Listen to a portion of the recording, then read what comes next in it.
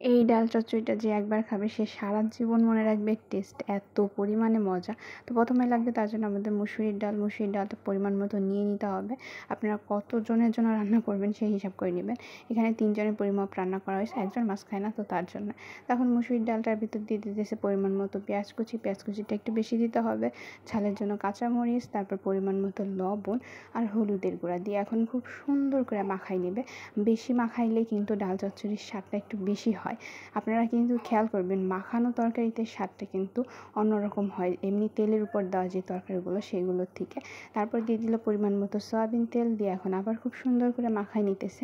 মানে মাখানোর উপর অর্ধেক রান্নায় ডান হয়ে যাবে। তারপর পরিমাণ মতো পানি দিয়ে দিল, পানি দিয়ে এখানে কিন্তু ইলিশ মাছটা জাল দেওয়া ছিল, ঠিক আছে, জাল দেওয়া ইলিশ মাছের মাথা দিয়ে মানে ডাল চচ্চড়ি খুবই মজা খাইতে।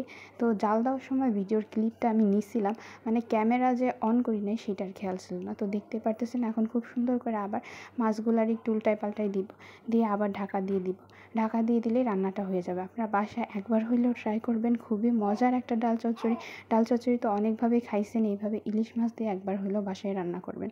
তো এই তো দেখতে পারতেছেন আমাদের রান্না শেষ। এরকম কিন্তু একদম পোড়া পোড়া হয়ে যাবে, মানে চচ্চড়ির মতো নিচে ধরে যাবে আর তেলটা উঠা যখন আসবে তখনই একদম রান্নাটা ডান। তো ভিডিওটা কেমন লাগলো জানাবেন, ভালো লাগলে লাইক করবেন, কমেন্ট করবেন, শেয়ার করবেন আর বাসায় রান্না করে খাইয়া তারপরে জানাবেন যে আপনাদের কাছে কেমন লাগছিল।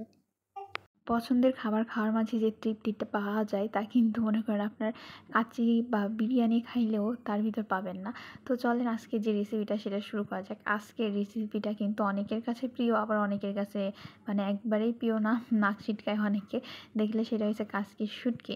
তো শুটকি মাছ বললে অনেকে মানে নাক ছিটকায়, আবার অনেকেরই খুব বেশি পছন্দের একটা খাবার, অনেকেরই আছে এরকম। তো শুটকি মাছ রান্না করতে গেলে কিন্তু প্রচুর পরিমাণে ধুইতে হয়, ধুয়ে পরিষ্কার করে নিতে হয়। বিশেষ করে কাচকি শুটকি রান্না করতে গেলে কিন্তু আরও ভালোভাবে ধুইতে হয়, কারণ প্রচুর পরিমাণে বালি থাকে। এখানে এসে চচ্চড়ি করার জন্য নেওয়া হয়েছিল শুধু আলু আর পেঁয়াজ আর পরিমাণ মতো কিছুটা কাঁচামরিচ ঝালের জন্যে, আর হচ্ছে ধনিয়া পাতা।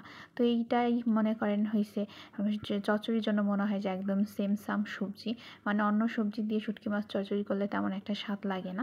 পেঁয়াজ বেশি করে দিয়ে, ঝাল বেশি করে দিয়ে, শুধুমাত্র একটা আলু দিয়ে এইভাবে মাখাই চচ্চড়ি করলে চচ্চড়িটা বেশি মজা লাগে। তো এখানে পরিমাণ মতো হলুদের গুঁড়া আর লবণ স্বাদ মতো দিয়ে তারপর খুব সুন্দর করে মাখাই নিতেছে। চচ্চড়ি হয়েছে কি মাখানোর ভিতরে আর এই একটা হয়েছে স্বাদটা মানে বাইরা যায় চচ্চড়ি মাখানোর ভিতর। যদি খুব সুন্দর করে হাত দিয়ে চটকে একদম আধা ভাঙা করে সবজিগুলারে মাখাই ফেলা যায় তাহলে কিন্তু চচ্চড়ির ঘ্রাণটাও খুব সুন্দর আসে। তারপর পরিমাণ মতো সয়াবিন তেলটা দিয়ে দিছে, দিয়ে এখন আবার খুব সুন্দর করে মাখাই নিছে। আর এখানে যে কাচকি শুটকিটা ধুয়ে একদম পরিষ্কার করে রাখছিলাম সেইটা এখন দিয়ে আলতো করে আবার নাড়াচাড়া নেবে, কারণ এটা দিয়ে তেমন একটা মাখানো যাবে না, মাখাইলে মাছগুলো একদম ভর্তা হয়ে যাবে। তারপর এখন হয়েছে যেই কাজটা করতে হবে সেটা হচ্ছে হাত ধোয়া পানিটা দিতে হবে। হাত ধোয়া পানির সাথে সামান্য একটু পানি দিলেই হয়ে যাবে, কারণ চচ্চড়িতে বেশি পানি দিয়ে সিদ্ধ করলে তেমন একটা স্বাদ লাগে না। তো দেখতে পারতেছেন আমাদের তো চচ্চড়ির কালারটা কী যে সুন্দর আসছিল, মানে ঘ্রাণে একদম মই মই অবস্থা। তো এই চচ্চড়ি দিয়ে মানে পুরা নিচে যে পড়ে যায় না, লাগা লাগা ভাব হয়, সেই সময় মানে গরম ভাত দিয়ে মাখাই খাইতে কী যে পরিমাণে মজা লাগে। মনে করেন এইটার সাথে যদি কাচ্চি বা বিরিয়ানিও আইনা দেয় সেটাও মানে মজা লাগবে না অতটা। তো ভিডিওটা কেমন লাগলো জানাবেন। আর এখন খাওয়ার সময় তো ভালো থাকবেন সবাই, আল্লাহ হাফেজ।